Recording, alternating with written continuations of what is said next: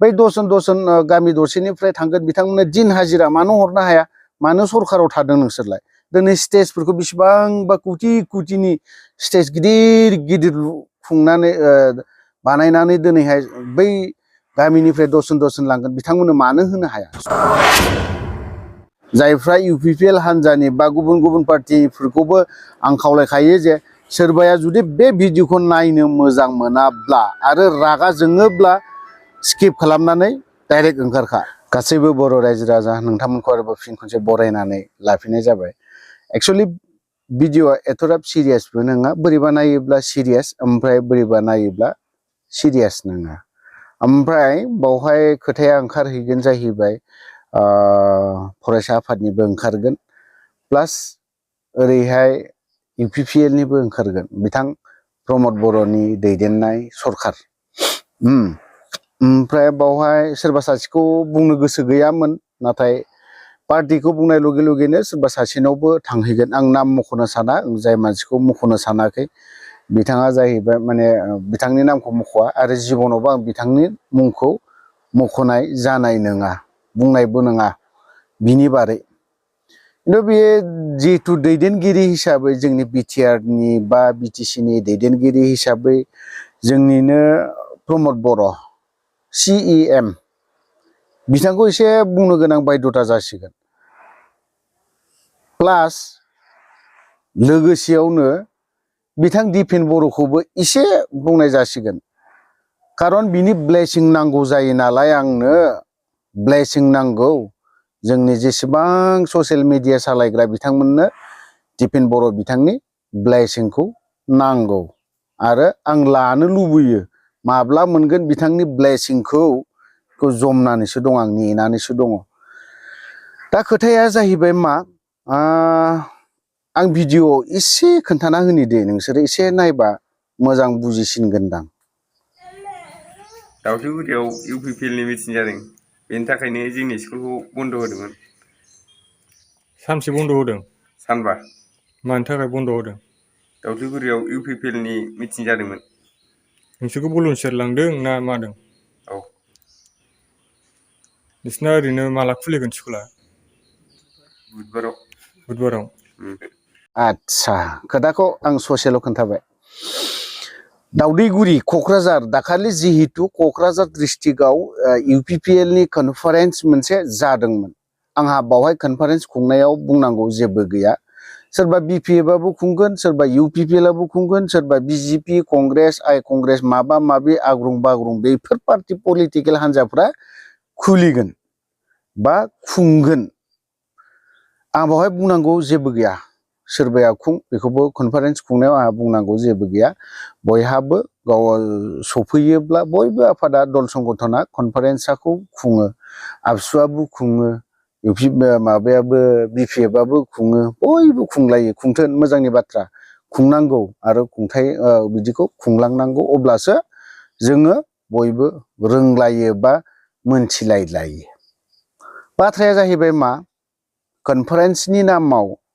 जि दिनाखालि conference सोलिदों बे समावथ' स्कुला मालाबाबो हलिडे बा माबा मोनसे गैयामोन होनबा दिनैहाय बे स्कुलनि गथ'फोरखौ फरायसा गथ'फोरखौ भलेन्टियारनि थाखाय मा हिसाबाव लांखो आं सरखाराव दङ होननानै दिनै गभर्नमेन्ट स्कुलखौ बा माबा मोनसे स्कुलखौ भलेन्टियारनि थाखाय जुदि लाङोब्ला बेसेबां गनायजाथाव बा बेसेबां बाख्नायजाथाव नङा सोंखारि जाथाव बेयो दिनै आं खोनानो मोनबावदों खोथाखौ एसे दा बुंलांबावगोन खोनानो मोनबावदों दाखालि साननैसो जायफ्रा निउसाव दामदों बेखौ सोरखौबा माने सिदायैनो बुंनो थांगोन UPPL नि मानसिफोरा जुगुमलायदोंनो हाबाब दासिमबो दिनै सरखार आं दिनै खुंथायाव दङ होननानै आं सोरखौबा जुगुमबाथ' जानाय नङाना रावनिबो जुगुमनाया सलिया मोनथिबाय नोंसोरनि सरखारानो दिनैहाय थान्दासिन जानांगौ नोरोमसिन जानांगौ गुरैसिन जानांगौ मानो होननानै बुङोब्ला दिनै BTC आव बै समाव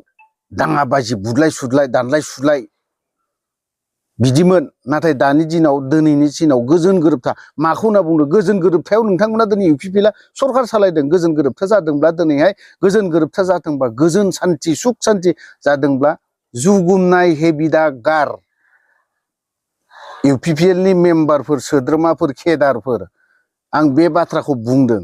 आरो आंनावहाय हरबावदों मेसेजआ सोर हरदोंथाय दाखालि बे गथ'फोरनि स्कुलाव थांनानै माने गथ'फोरखौ बुंहोफिनसिगोन जोंखौ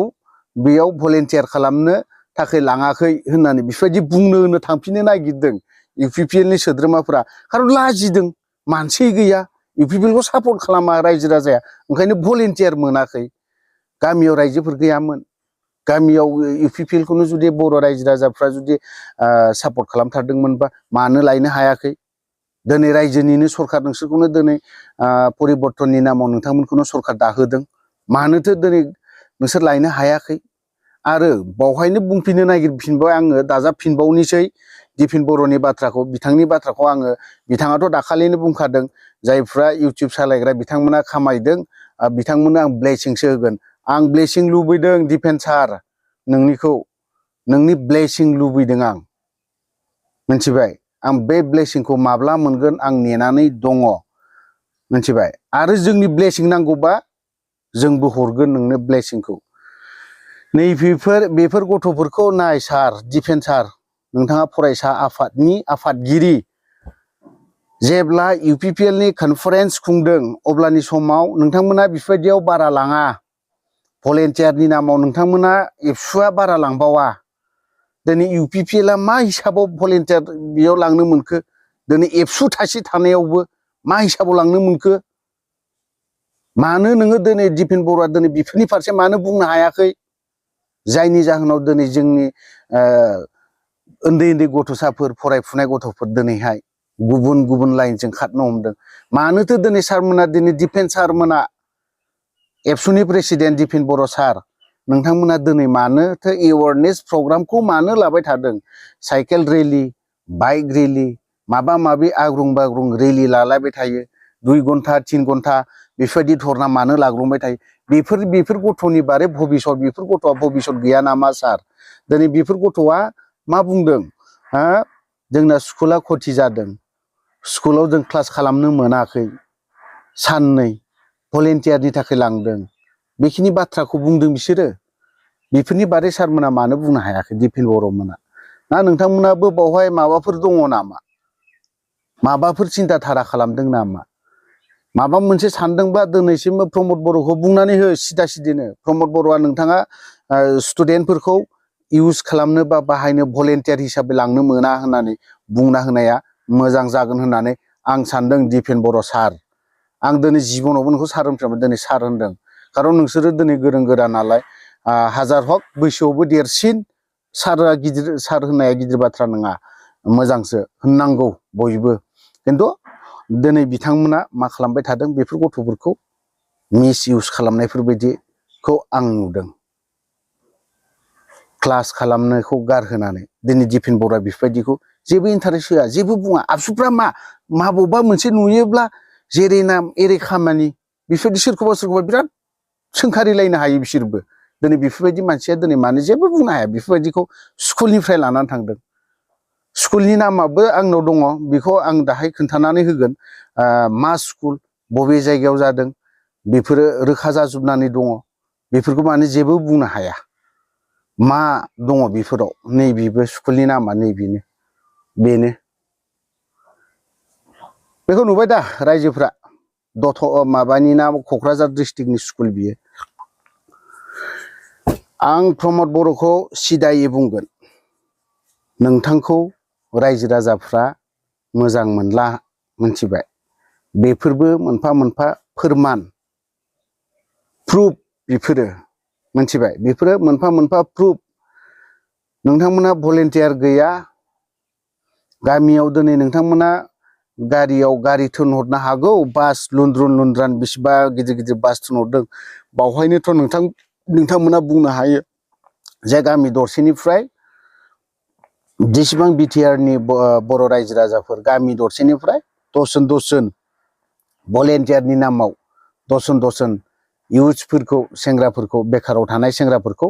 थिनहरनांगौ बेफोरबायदि बुङोब्ला नोंथांमोना साबसिन जागौमोन बेखौबो बुंहरनो हाया बै दसजन गामि दरसेनिफ्राय थांगोन बिथांमोना दिन हाजिरा मानो हरनो हाया मानो सरखाराव थादों नोंसोरलाय दिनै स्टेजफोरखौ बेसेबांबा कोटि कोटिनि स्टेज गिदिर गिदिर खुंनानै